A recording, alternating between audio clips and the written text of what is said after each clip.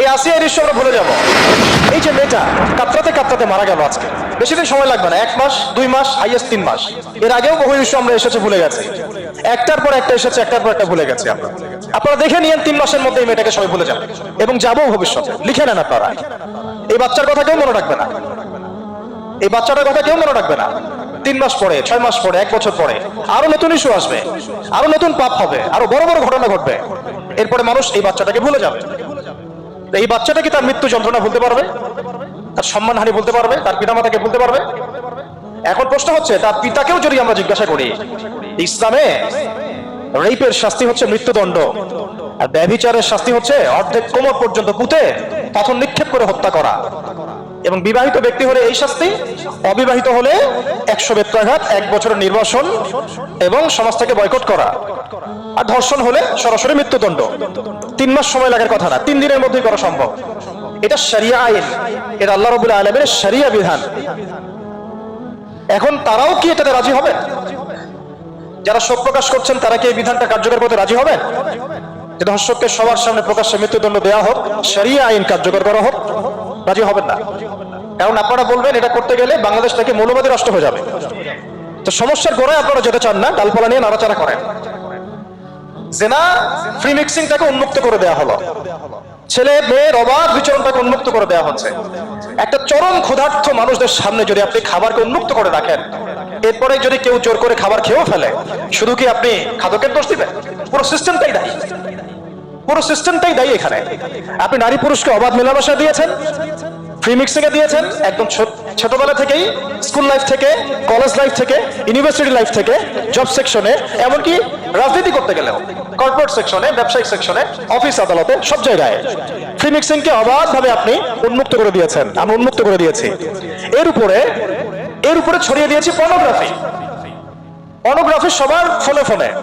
Pornography দেখতে থাকলে একটা মানুষ বাচ্চাকে না, কয়েকদিন পরে পশুর সাথেও জেনা করতে পারে। যদি সামনে দেখেন যে মানুষ পশুর সাথে জেনা করেছে, আপনারা অবাক হতে পারেন, আমি অবাক হব না। কারণ পর্নোগ্রাফি মানুষকে পশুর সাথেও জেনা করতে শেখাবে। বাচ্চা তো কিছুই না। এর উপর আছে বিবাহ বহির্ভূত সম্পর্ক, ব্যভিচার, জিনা, ফ্রি মিক্সিং, ভ্যালেন্টাইন্স ডে মতো দিবসগুলো পালন করে ছেলে মেয়ের অবাধ মেলামেশা।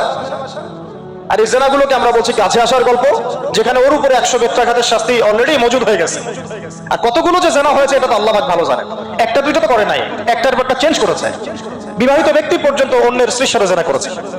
আর এটা তো ধর্ম তো অনেক বড় বিষয়, ধর্ম তো অনেক বড় বিষয়। এটা মানবতা বিরোধী অপরাধ, এটা তো মানবতা বিরোধী অপরাধ। এখন সমস্যা কি এক কেন্দ্রিক? এটা বহুমুখী সমস্যা।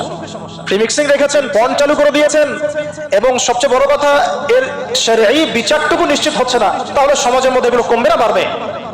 সিম্পল, সমাজের মধ্যে এগুলো বাড়বে। 6টা কাজ করেন, ইনশাআল্লাহ তাআলা কমে যাবে। প্রথমত শরঈ পর্দা নিশ্চিত করেন, দ্বিতীয়ত ফ্রি মিক্সিং বন্ধ করে দেন, তৃতীয়ত আপনারা জেনার শাস্তি চালু করেন, চতুর্থত সমকামিতা বন্ধ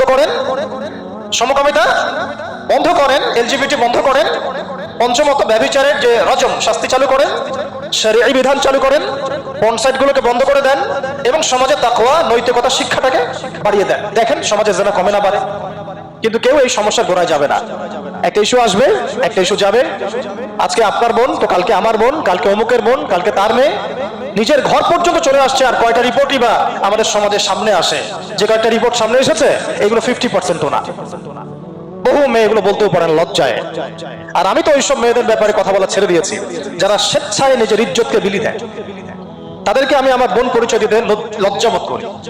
সমাজ থেকে গায়রত, ব্যক্তিত্ব, পর্দা, শালীনতা, হিজাব এগুলো উঠিয়ে দেওয়া হয়েছে। আপনারা কি দ্বীনি অঙ্গনের তসলিমা নাসরিন হতে চান নাকি?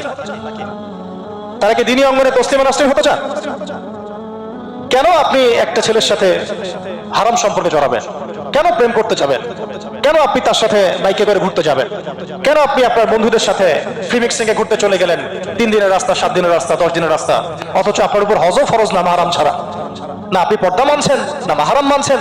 আর সমাজে না আছে ইসলামী শরিয়া আইন অনুযায়ী বিচার, আর না আছে পর্ন বন্ধের উদ্যোগ, আর না আছে ফ্রি মিক্সিং বন্ধের উদ্যোগ। তো আপনার ইজ্জত চলে গেলে কে ফিরাই দিবে আপনাকে? আমি তো আপনার ভালোর জন্যই কথা বলছি। সমস্যা হচ্ছে আমরা সমস্যার গোড়ায় যেতে চাচ্ছি না। আজকে এই কথাটা আমি এখানে বলতে চাই নাই, শুধু কথা প্রসঙ্গে চলে আসছে যে এই যে মেয়েটা কাতরাতে কাতরাতে মারা গেল আজকে, আপনারা দেখে নিয়েন 3 মাসের মধ্যে এই মেয়েটাকে সবাই ভুলে যাবে। সমস্যার গোড়ায় আসেন।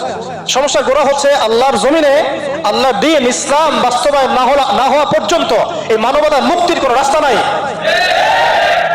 আল্লাহর কসম করে বলতেছি, আল্লাহর জমিনে ইসলাম, কোরআন, সুন্নাহ, রাসূলের আদর্শ বাস্তবায়ন হওয়ার আগ পর্যন্ত এই জাতির স্বাধীনতা বলে কোনো শব্দ নাই। এই মানবতার মুক্তির কোনো পথ নাই। কেউ আমরা স্বাধীন না, কেউ আমরা আমাদের ইনসাফ ন্যায্য অধিকারটুকু পাবো না। কালকে আপনার ঘরে এই সমস্যাগুলো আসলে আপনি এটাকে প্রতিহত করতে পারবেন না। বিচার চেয়ে বেড়াবেন এক মন্ত্রণালয় থেকে আরেক মন্ত্রণালয়, ফাইল ঘুরতে থাকবে, আপনার কেস বন্ধ হয়ে যাবে, আপনার বোনের ইজ্জত ফিরে আসবে না। আর রাসূল সাল্লাল্লাহু আলাইহি ওয়াসাল্লামের জামানায় আপনি আমাকে রেপের ঘটনা দেখান কয়টা ঘটেছে? সাহাবীদের জামানায় রেপের ঘটনা দেখান কয়টা ঘটেছে? জিনার ঘটনা দেখান না কয়টা ঘটেছে?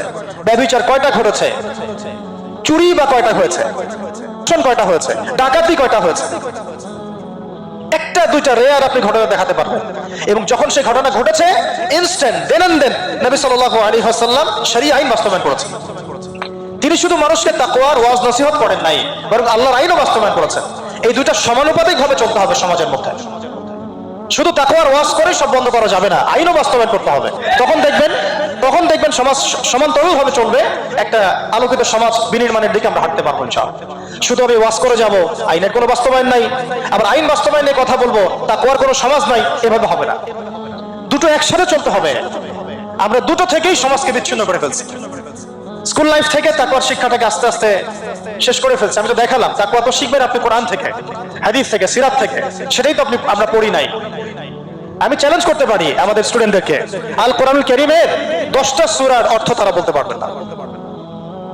হাদিসের মধ্যে 100টা হাদিস তারা মুখস্থ বলতে পারবেন না। রাসূল সাল্লাল্লাহু আলাইহি ওয়াসাল্লামের পবিত্র জীবনী তারা 20 বছরে একটা কিতাবও একাডেমিক্যালি পড়েন নাই। ইসলামের ইতিহাসের একটা কিতাব একাডেমিক্যালি পড়ানো হয় নাই। তাজকিয়া সংক্রান্ত একটা কিতাব পড়ানো হয় নাই। ফিকহের উসুলে ফিকহ ছাড়া আপনি কিভাবে চলবেন? ফিকহের একটা কিতাব পড়ানো হয় নাই। তাহলে এই জাতিটাকে আপনি কিভাবে ইসলামের দিকে নিয়ে আসবেন? শিক্ষা ছাড়া। শিক্ষা না থাকলে, ইলম না থাকলে আমল কিভাবে আসবে? আমল না থাকলে তাজকিয়া কিভাবে আসবে? তাজকিয়া না থাকলে আত্মশুদ্ধি কেমনে আসবে? আর কিভাবে আমরা সৎ পথে থাকবো, অসৎ পথ থেকে দূরে থাকবো? কিভাবে আমাদের মধ্যে আল্লাহ ভীতি জাগ্রত হবে? আর আল্লাহ ভীতি যদি জাগ্রত না হয়, আমি গোনা থেকে কেন দূরে থাকবো? যার মধ্যে আল্লাহর ভয় নাই সে গোনা থেকে কেন দূরে থাকবে? তার মধ্যে তো আল্লাহর ভয় নাই। তা আমরা তাকওয়া বিবর্জিত সমাজ প্রতিষ্ঠার দিকে এত মেহনত করেছি বিগত প্রায় 50, 60, 70 বছর থেকে। কিন্তু আগামীর বাংলাদেশে আমরা এটা আর দেখতে চাই না। আমরা আগামীর বাংলাদেশে দেখতে চাই প্রত্যেকটা সেক্টরে যেন তাকওয়া নিশ্চিত হয় এমন ব্যবস্থা গ্রহণ করতে হবে, এবং একই সাথে আল্লাহ রাব্বুল আলামিনের জমিনে আল্লাহর বিধানগুলো বাস্তবায়ন করতে হবে। শুধু তাত্ত্বিক কথাবার্তা বলে, দুঃখ প্রকাশ করে, শোক প্রকাশ করে কোনো লাভ হবে না, যতক্ষণ পর্যন্ত না আমরা আল্লাহ পাকের জমিনে তার আইন এবং বিচারগুলোকে বাস্তবায়ন করতে পারবো। আর আল্লাহর কসম করে বলছি, আল্লাহর জমিনে আল্লাহর বিধান বাস্তবায়ন হলে সমাজে পাপের হার তো কমে আসবেই। সমাজে পাপের হার তো কমে আসবে। কোন কাফের, মুশরিক, মুরতাদ জনগোষ্ঠী আমাদের দিকে চোখ তুলে তাকাতে পারবে না ইনশাআল্লাহ। আমাদেরকে দাসত্ব শৃঙ্খলে আবদ্ধ করতে পারবে না ইনশাআল্লাহ। সব কথার শেষ কথা ভাই, যে আমরা দুনিয়াতে এসেছি লিমিটেড টাইমের জন্য। এই সময়টুকুতে যদি আমরা হেলায় ফেলায় দুনিয়ার জীবনটাকে নষ্ট করি, আমাদের দিনটাকে ঠাট্টার ছলে গ্রহণ করি, কোরআনকে মূল্যায়ন না করি, হাদিসকে মূল্যায়ন না করি, আল্লাহর দেয় এই সুযোগগুলো, রমাদান, এই কোরআন, এই তারাবি, তাহাজ্জুদ, এই সাদাকা, এই তাকওয়া, এগুলোকে মূল্যায়ন না করি, তাহলে ক্ষতিগ্রস্ত আমরা হব, আর কেউ হবে না। ক্ষতিগ্রস্ত এই পৃথিবীতে অন্য কেউ হবে না, বরং আমরাই হব। আল্লাহ পাক আমাদের সবাইকে পরকালীন চূড়ান্ত ক্ষতি থেকে আল্লাহ হেফাজত করেন, এবং দুনিয়াতে যে ফিতনা, ফাসাদ, এই রাহাজানি চলছে, এগুলো থেকে মুক্তির পথ যে একমাত্র ইসলাম, এইটা বোঝার তৌফিক আমাদেরকে দান করেন।